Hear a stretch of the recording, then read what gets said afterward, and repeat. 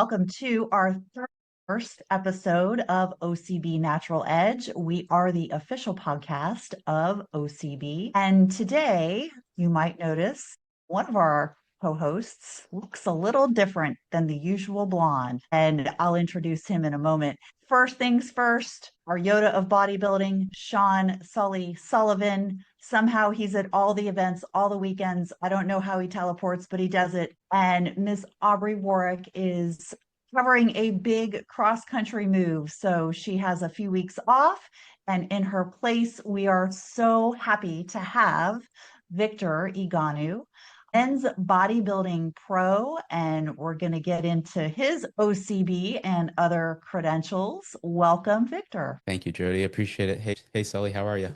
Hey, thanks for joining us. Yeah. Guys, thanks so much for having me on the show. It's a pleasure to be here. I'm basically born and raised in Baltimore, where I attended, local parochial schools, went to the University of Maryland, and I initially planned to go to med school, but I completed my first year of med school and then I pivoted and just settled for my master's in biomedical sciences. That was in Tennessee. And then I basically came back to Maryland, which I basically started to work on the business side of healthcare because, healthcare was always a passion of mine. I worked alongside my dad. He has kind of a multi-specialty healthcare clinic. And then I kind of branched off and started to do my own thing and started to consult for local healthcare clinics myself. I've always had a passion in healthcare and the sciences. On a personal level, like I said, I've always been driven by structure, discipline, and purpose. And I think that's what really natural bodybuilding has had me grounded in, So those values really translated naturally into natural bodybuilding and into business. I just have this entrepreneurial mindset where I'm like, oh, I can do that. I can do that. I'm self-motivated and, don't have a family yet. Something I definitely look forward to in the future. But, I'm in the next phase of my entrepreneurial and athletic journey right now. So I'm loving the ride. So How old are you? I'm 36. Yeah. Yeah, But, absolutely. Wow. Well, I have a burning question as well. Sully had one. yeah. How many delt striations can one have at one time? When we pull up your photos, I just lose count. Yeah. I don't know, Jody, but I definitely work the shoulders. It's one of my favorite body parts to train. Almost not anymore because it's so easy for me. But I think probably at least 100. I'm just kidding. No, I don't know. Responsive. They're responsive, no doubt. So 7-year hiatus. And what kept you if you could take us through the injury, would you mind doing that? And because we have a 100%. lot of athletes out there with injuries and, it's a challenge. I'd love to hear how you pulled through that. Yeah, absolutely. So I guess ever since I would have even go back further than 7 years, I think, 2015 is where I really kind of, pushed my way onto the map of natural bodybuilding when I was at the Yorton. I was actually at the Yorton in 2015 where I kind of came out of nowhere and was able to kind of place second to Brian Whitaker. He was at the Yorton Cup back in 2015 and he Right? went, yeah, Yeah. yeah. That was the year I was in Tennessee doing my master's there, and I actually drove back home for the weekend for the Yorton and competed with Brian. And I actually have a picture. I'll send it to you guys. Me and Brian backstage. He said, "Vic, look, you look incredible." And he said, "Keep up. And every show that you come in conditioned. That's what the OCB, rewards. Guys can come in big, they can come in full, but if you come in conditioned, it's what really shows that you know what you're doing." And that tip really kind of led me all the way through all of my competitive career. So 2015 competed with Brian, got second place in that lightweight class. He went on to win that show. But then I returned in 2018, and that's what you're talking about, Sully, where I actually placed third to it was Meshack, and then it was Magnum, and then it was me. So I actually was third before. But the years that followed, like I said, it was a test of resilience, Jody, because during the pandemic it hit in 2020, and I think that with my new endeavor of doing virtual consulting and whatnot, I started to get really busy and eat a lot, and basically I was piling on the weight, and I was working hard professionally, but I was losing my physical structure. And I think that I lost sight of some of the fundamentals that got me into the, like bodybuilding, where I would, warm up really well. So I was doing bench press with a friend in the gym, and I think I just let my ego get the best of me. And I think it was like 315, which I could do for reps, right, at that time. Mhm. And I took the weight down, and unfortunately, my left pec actually tore. So I tore my left pec tendon off of the bone. So yeah, that was in 2021 going into 2022 because I had planned to come back in 2023. But unfortunately, I had to get surgery. Pretty fast recovery, but you obviously you're out. You have to rebuild the muscle, the tone, the shape. Obviously, I was overweight at the time. It just wasn't a good look. I have, just bad nightmares of that. So, Oh, um, yeah, so I had a torn pec, rehab that, got back in shape, did a mini cut the following summer, but I realized that, I just didn't feel like I was going to be competitive enough to come back. And then more mm. business, kind of hit on, and I just kind of was patient with it and said, you know what, 2025 will be the year that I plan to come back. But yeah, we'll talk about that. Wow. Patience is Good the job hardest on. part. Absolutely. What was your highest weight that you came down from? So I actually peaked at around 220 pounds, and I'm only about just slightly, I'd say like right around 5'9", I'd say like 5'8 3/4 or so. So not Yeah. that tall, and I think that being 220 pounds, there was at least 25, 30 pounds of extra fluff on me that didn't need to be there.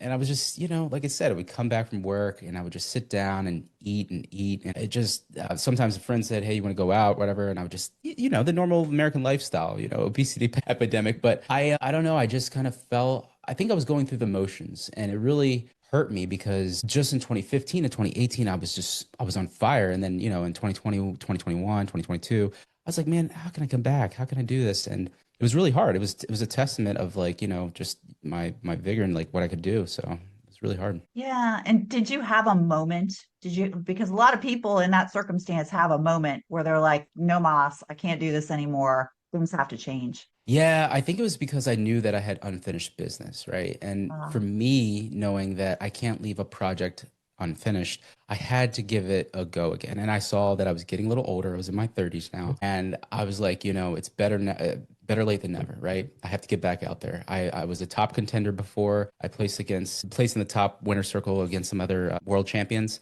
I think I have the goods. I was training. Don't get me wrong. I was still working out. I was still super strong. But I just knew for a fact that I had to get back on stage. It gave me a sense of structure that I was losing, and I wanted that back for myself. My health was falling apart. My discipline was falling apart. And I said, you know what? Natural bodybuilding is one sport that can give me this all back. I knew that I was craving it. I just didn't want to do it because I know how hard it is. But I was like, you know what? Let's just do it because I sometimes flip a switch. When I go in for the diet, I don't cheat, right? Like I don't cheat.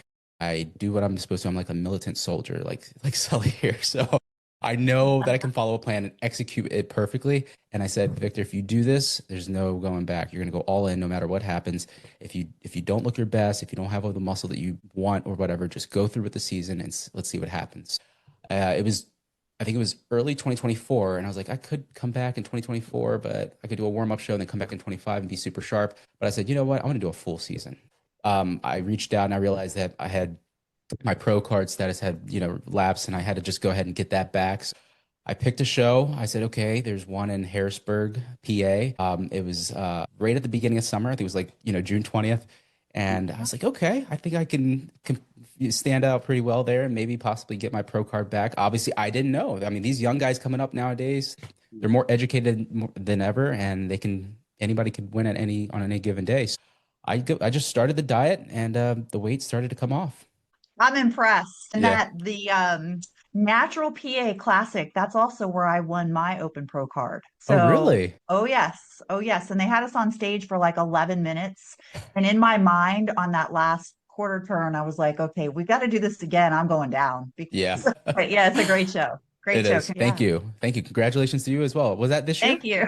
Oh no, no, that was 2019. It was a while 2019. ago, but yeah, yeah, I'm Very very cool. familiar with that show. And then got to see you this year when I had judged the OCB presidential. So Yeah. tell us about that experience. Oh man, that was a super incredible experience, I gotta say, because of the fact that I was coming off hot from the Harrisburg, and I knew that the Harrisburg was a warm up, right? So I did the Harrisburg show knowing that I was probably about 70 or 88%, and I knew that wasn't my best, but I still had some room between, the presidential and the Harrisburg. So I did a little bit of a reverse diet, boosted my metabolism, and then I dieted again for about 4 to 5 weeks into the presidential. And I reached out to the promoter to kind of just, get a feel for the lay of the land of like, some questions that I had. And I gotta say, Bobby Covino, I remember him from 2018 when I did I think it was the Big Apple. Him and Frank Meekins, they were up there, and he was judging me, and he was a really good guy back then. And he put on an exceptional event at the presidential because even before I went to the venue, I mean, the guy was just, he was responding to emails and he was just so, he just motivated you, right? Like through his responses, it just felt so incredible. So I was like, I have to do this show. So I put in my application. We were locked and loaded. And yeah, I just knew that I had to bring better conditioning because this was a pro show, right? And obviously the Right. pros bring it every single time to the OCB. I finally stepped back on stage there, and it was a tough lineup. I came in super sharp, but I was flat. I knew that I dieted deep into that show, and I knew it was going to hurt my fullness, and it was going to be questionable of which way the judges would go. But I knew that they would reward conditioning. I was lucky and blessed that it went in my favor. I was expecting something similar than what I saw at the presidential, Presidential, yeah, but you were about 8 to 10% better at it, and you needed it. And I'd say this year's Jordan, not only was it Magnum again, it was Magnum again, better than Magnum's ever been. So we had the right. best, and it wasn't Mhm. just Levi again. It was Levi coming back and the best Levi we've ever seen, and the best you we've ever seen. As well as one of the best Marshall Johnson packages. Yeah. Mecca was like incredible. Absolutely. Incredibly sense the prep. I mean, I was looking at I was looking at that top six, and I'm going, this is got to be the Super Bowl of anything we've ever had at the Jordan Cup. And so, what was different in that final prep that put you over the top between presidential and Jordan? That's a really good question, Sully. And honestly, it had to do with my reverse diet and then my mini cut. So what I was doing between the Harrisburg and the presidential, and then again between the presidential and the Yorton, is that I had about I think it was like 7 weeks between the shows. There was a equal distance between each show. And what I did is that I planned that after every show, I would do a 2 week reverse diet to, restoke my metabolism. And then I would come back down with a mini cut. But after the presidential, I was at a higher baseline of calories, so I could push it up a little higher. So I got a little fuller and I regained some, fullness early on with my legs and my muscle, my shoulders. Everything just felt like my baseline strength was going up in the gym. And then I did my mini cut, which went much more efficiently than I expected. So I was able to, dial it in a little bit deeper, get those crevices, get those fine striations. And then I thought about the competition. I looked at who it was last year. And don't get me wrong, I'm no fool. To win a bodybuilding show, you have to do your research. So I looked at Magnum. I mean, I was like, this guy, why don't he retire? Just go home, Magnum. And then I knew that Levi was coming back because I saw some of the promos, and I was like, man, these guys are world champions, and they're bringing some wicked body parts, and just Magnum's he's like a tower. So I knew that I had to come in full, but I also had to bring the conditioning because there's other guys like Marshall who never comes in off. And Mega has this ridiculous round muscle bellies. And obviously, you can just go down the whole line. They were deeply stacked lineups in all the classes. This was like the Super Bowl of natural bodybuilding, the most prestigious event in natural bodybuilding. And these guys, all of them could win a pro show on any given day, right? So what I had to do is just push myself further than I ever had. So I really dialed in my diet. I really dialed in my cardio because I knew that I would just do more, not necessarily more cardio, but I would do it at a certain level of, because I was a former track and field athlete, so I knew that I had to kind of push certain levels of like intervals and whatnot to get certain level of conditioning, not just in like let's say the hamstrings and the glutes, but also in other areas. So I was a completely conditioned athlete coming onto the stage, from the chest to the abs to the hamstrings to the all throughout the body, and I knew that posing and presentation would be favored, so I worked on my posing a lot.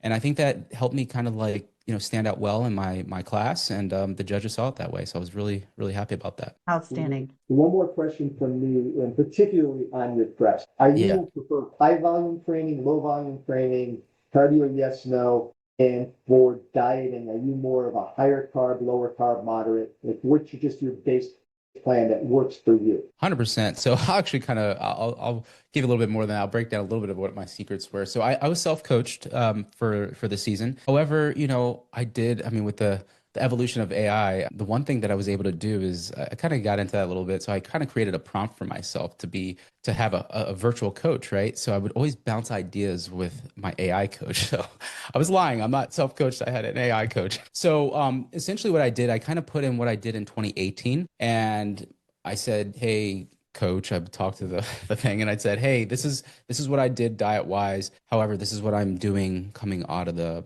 the off season. And it took that I was at, like, let's say, I was a typical high calorie, high carb guy, right? I was eating like 3,500 to 4,000 calories in the off season. For the diet, I was probably eating anywhere on average of 24 to 2,600 calories, probably about 35 to 40% carbs. I would say 40 to 45% protein and 15 to 20% fats. You can do the calculation of what the macros come out to be.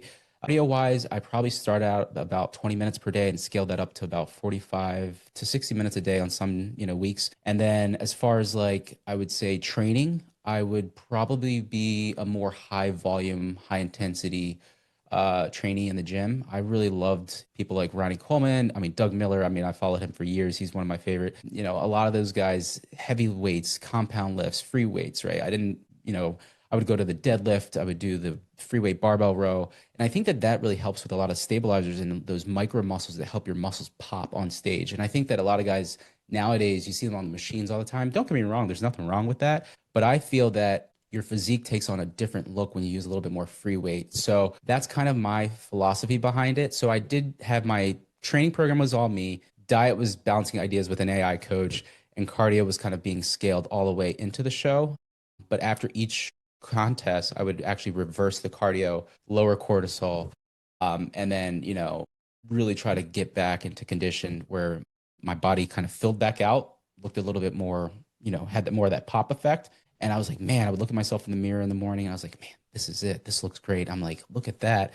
And I think for the Yorton, I could have peaked even more perfectly if I was I had 2 more weeks, but I was like, you know what? It's here. Let's go for it. So I was really happy with it. You had a good look on that stage. Thank you. Thank you. I Yeah. appreciate that, guys. Yeah, congratulations to you and your AI coach. Yeah, I'll have to sell that prompt to people. So I'm just kidding. That's what I learned. AI coach. I have to.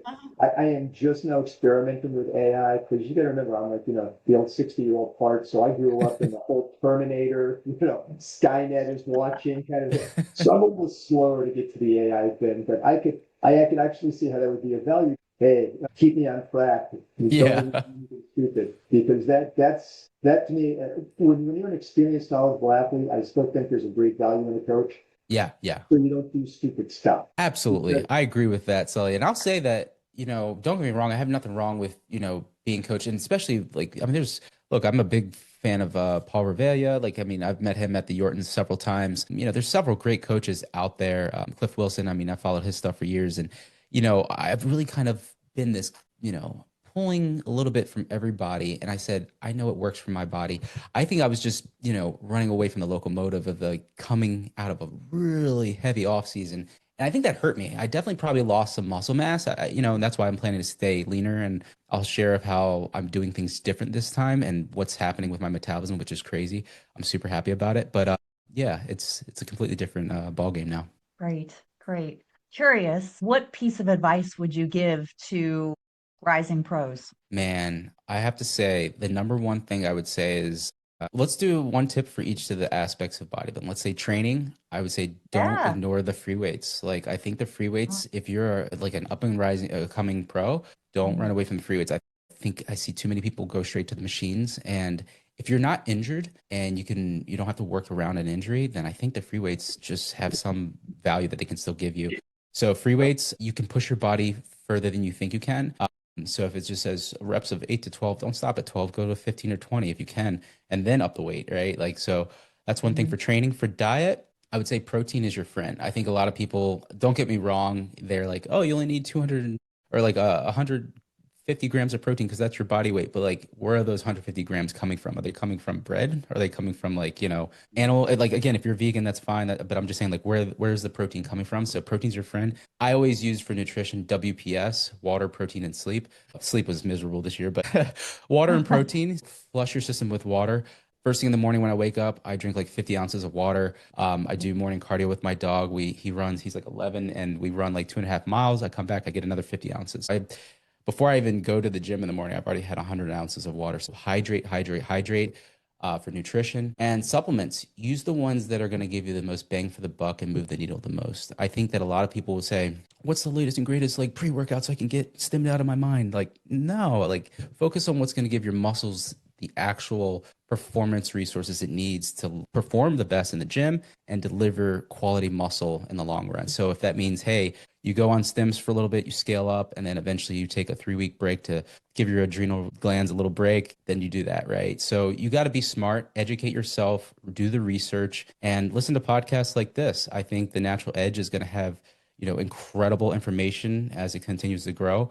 And, pros like myself and future pros on here and whatnot will deliver that information to you guys. So listen to other pros who have been there and done that. And don't be afraid to experiment, right? There's a lot of things that you can learn from yourself. And like I said, you can listen to other people, but try because you can figure it a lot out for yourself as well. Beautiful. Yeah, this is some good stuff. You know what? You are now a Jedi master. Jedi Master. I You're love now a it. Jedi- That's yeah. so funny. I have a Yoda thing that there says do or do not. There's no try. Oh my gosh. Yeah, it's And like, now you're friends for life. Every single episode, Rue has to make it through tournaments. So oh, the okay. one thing I have to tell you about Rue, you are Rue's favorite bodybuilder. Oh, And wow. the Dachshund has her favorite bodybuilder, and it was you. So That's you awesome. are Rue approved. I love it. I'm Rue approved. I love it. I'm also Rue Casey approved. approved. He's a big hunt. I'd say he's 85. My dog actually, that's another thing. This year, my dog was overweight. He was, the dog follows the owner's like habits. He was like 113 pounds. Then we started cardio, in January. Now he's down 30 pounds. He's like the healthiest he's ever been. But he's That's excellent. older, so he's running faster than most puppies do. So it's incredible. I'm a big fan of exercising with your dogs and Yeah. doing some running. That's another thing, another tip for people. If you guys have a dog, those animals can run. So he pulls me, he wakes me up for cardio. So if you feel like you don't want to get up for cardio, take the dog out for the bathroom and then say, all right, we'll jog around the block. All right, I'll go to the next block. Before you know, you have 20, 30 minutes of cardio done.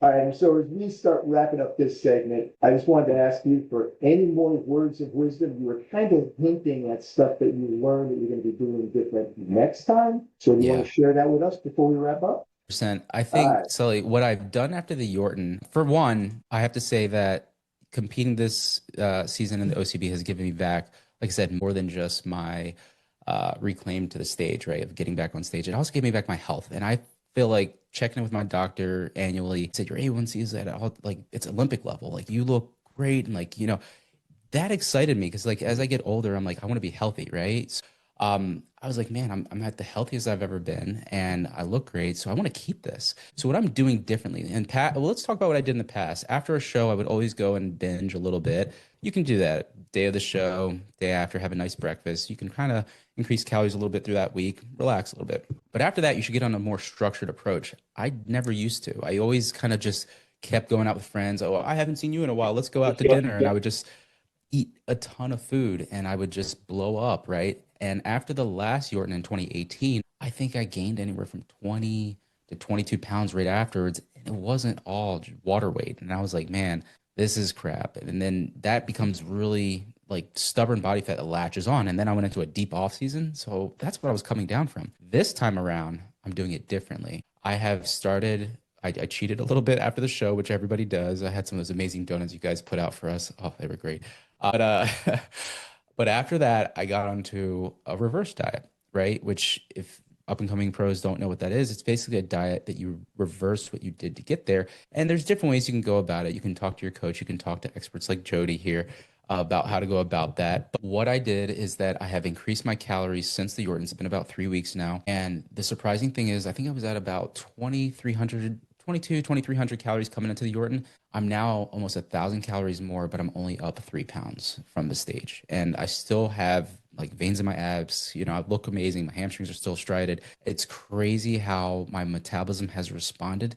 This is the most metabolically favorable position I could have ever been in. Assuming that my body's wear and tear isn't as substantial as I think it is. I'm gonna get some like tests on some knees and stuff. Maybe back sooner than most people think, and I will be leaner than I've ever been, right? Because when you reverse diet, you allow any accumulation of body fat that goes on your body to be more pliable, meaning it can come off. It's like that light snow that you shovel when it's really light. It comes off the ground a lot easier versus the heavy wet snow that you put on over a long time from heavy cheat meals. We're 3 weeks in. I'm only 3 pounds up from the stage. I'm eating about I think Monday I'm going to increase up to 3,400 calories. Carbs are like I think come Monday, there'll be about 485 grams of carbs, proteins at like 250 grams of protein, fats about 70 or so. I'm a higher carb guy. I just, from my track and field days, I just burn through carbs like it's like a wildfire. And the way I train, it's high volume, heavy, hard intensity. So that's what I respond well to. Yeah. If I eat a lot of fat, I actually feel like my body accumulates a little bit more. It's just weird. So I know my body and how the macronutrients process. So yeah, I'm reverse dieting really, really well. And yeah, I think that's one thing I'm gonna do. I'm reversing as high as I can till my leptin levels are stabilized and my ghrelin is under control. And which basically leptin is your satiety hormone and ghrelin is your hunger hormone. If I can basically keep those two, that yin and yang, in balance, I'll be good. Because believe me, I was a voraciously hungry athlete coming out of the Yorton, and I had to like lock all the pantry doors because I was ready to go through. They call me the box killer, meaning like cereal box killer or waffles. I would eat everything in sight. So I can go through 1,000 grams of carbs and still look for food. So that's one thing I'm doing differently is actually following a proper reverse diet. I'm training just like I was for the Yorton, just less cardio to make sure I'm lowering cortisol. I'm optimizing my hormones. So I'm actually noticing that by lowering cortisol, I'm also focusing on improving my sleep because sometimes when you diet to low body fat levels, cortisol is at an all-time high. It can interrupt your sleep. So I'm getting better sleep now, napping when I can. And basically, when you optimize your hormones, you get your body healthy, it responds really well to all the macronutrients. So I'm really kind of conditioning my metabolism. That's what I'm doing. And when you do that as a natural athlete, there's no supplement, there's no exogenous substance that you could possibly take that could help you more than that, right? You can do whatever you want your body to do. And the next time you diet, you're going to start from a much lower body fat set point where you can get leaner. You can stay fuller. You won't lose as much muscle mass like I did, where I had to drop 50 pounds like a whole person, and you'll just look that much better. So my true form, I think for natural bodybuilding, my ultimate form is still yet to come. And I definitely plan to bring it to the Yorton Cup stage one day. But right now, I think that I'm working on that. I'm a work in progress, and I'm very happy about the process. A proper end game for you, or just singing music to my ears. So hey, listen to this guy. AI and your end game coming up. And also your best is not to come, because I competed until I was 45. I had a lot of success through my competitive years. My peak wasn't until I was 38 when I started to really hit my stride. Mm-hmm. When I was 40, that's when it really started happening. How old's Magman? He's in the early 40s, I believe. Yeah. 41? Yeah, 40, yeah. 41. So, yeah. And the other one of these, how old, Marshall? That's true. He's a living legend. Oh, man, he's a whole other story. I saw him last Saturday at the Masters. Yeah. We have more stories to tell. We need to tell some stories about some of the shows that we had. So I'm going to start it off with one of our shows that we had out there, and that was Denise English. She had another show in Colorado Springs, which is the Colorado Showdown. She had over 75 competitors, so she has multiple shows. Last show was a pro show. 130 competitors. Colorado Showdown, just an amazing, amazing event. One of the biggest things about our shows is that camaraderie that we have between the athletes. We fully support them, but we want to know that they should be supporting each other. The energy I felt while I was up on stage was amazing. I've competed 3 times with OCB, and this was the most energy that I've felt. There was just something about this show that just really felt special. Just really happy with it overall. Everyone was just super sweet, and it's just super fun to be able to have that community and being able to just show off all of her work. No, I can't stop till I'm good and done. I'm gonna push it harder, gonna climb up higher. It's like I just can't miss. I was made for this. I show the world I'm stronger. Prove it to them I'm a fighter. I can't help but win. I was made for this. I was made for this.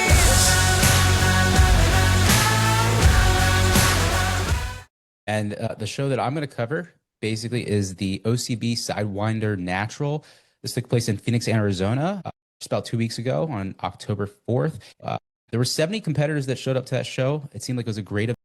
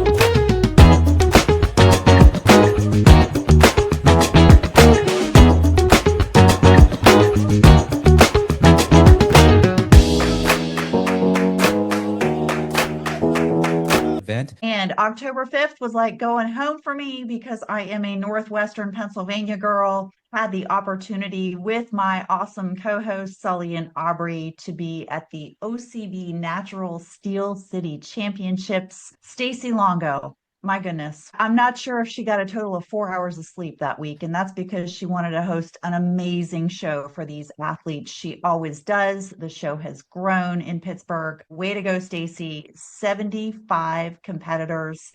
And let's roll that beautiful biceps footage. That was The environment here today was smooth. It was super duper friendly. Everyone was simply amazing. Everyone supported each other. It was absolutely a wonderful show to do. Any dad that could get his son to compete in something like this, to share that experience, you need to go for it. You only live once, so you might as well just get the experience out of it. What made me want to compete in OCB? I have to say it was really the influence of my coach. He had a bunch of great things to say about OCB, and so picked a date, picked a show, did it, and I really loved it.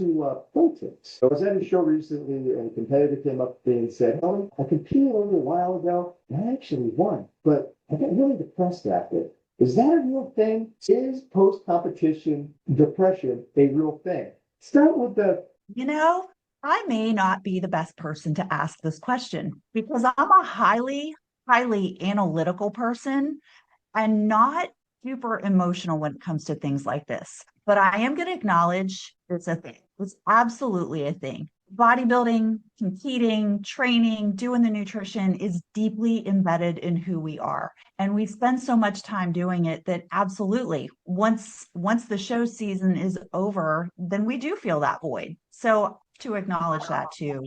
What I go back to is that bodybuilding is part of my life, but it's not my entire life. So I would say that it's only going to impact you ultimately to the extent that you allow your emotions to do that. And I agree with you. I think that getting in as fast as you got into prep, getting out of it is a great idea. However, I think that after the Yorton this year, especially, and maybe a little bit the presidential, after each show, I feel like there's like a 1, maybe 2 week of a physiological response that your body has. And you have to, like you said, that there's a void, right? Because there's this structure. You're deep invested into this process of getting your body honed for this ultimate competition. And when it's over, you're like, wait, we don't have to go for morning cardio anymore. Oh, wait, we don't have to do that posing session later in the day. Oh, wait, we don't have to eat broccoli at night, whatever. But whatever have you. But at the same time, you kind of crave it, right? I think subconsciously your body liked that structure. So I think that mismatch between what your body craves and what your mind wants is like kind of like a tug of war, right? And I think that is what creates what Sully said is the post-competition or post-contest season blues, or I don't want to say depression because I didn't feel depressed. I just felt like it was like, like a lull, like what now, right? Like, do I have to go back to work? I was like, no, I'm kidding. I was working.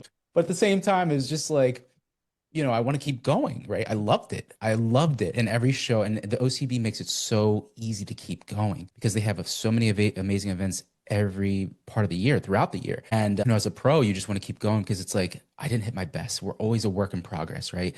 So I think that is more of a psychological mismatch between what your body wants and what your mind craves. And you're right. You have to kind of accept the void that hits. And it's just like after somebody may pass away, you have to kind of go through that grieving process to heal. And your body has just been through this tremendously long, rigorous process. And if you don't give it the time that it needs to heal, you're not going to be ready for the next stage or phase, whatever have you, like the rebuilding or the reverse diet or whatever it is. And I think the best thing you can do is give it some structure, right? I found that after the presidential, the best thing I knew I had was another show. But after the Yorton, I was like, man, yeah, I got third. I don't mind that. Those guys were great. They beat me, whatever. But it's like, I feel like why do I feel like this? I was asking myself, like, why? Like I won something. I won the Yorton Cup, like for my class. And I was like, well, what's next? Like, and I was in this post-contest season blue. So it hit me this year. And I forgot how it felt, since years past. And I was like, does a cheat meal help? No. After the cheat meal, I felt like the same way. It wasn't the food. I went to the gym. I was like, man, it's like, what is it? You just have to kind of like let time take its course. Just this past weekend, it really hit me that I had a super successful season. I lost 50 pounds. My health is the best it's ever been. My body's healing. I'm metabolically conditioned again. I mean, things are great. And I was just thankful. I was thankful to obviously God, first and foremost. I'm a believer. And then two, I was thankful to like this amazing organization, the OCB, that welcomed me back. Obviously I had to train super hard. Nothing was given to me for free. I just worked for it. But at the same time, it just made it so easy to compete in these like I said, top tier events. You walk into the venues and you just feel like you're a superstar. It's like the red carpet's rolled out. It just feels premium, right? Like, so you feel really good. You like all the swag, all that stuff. So, but at the same time, it's like this year was a really special year for me because it gave me back structure in my life.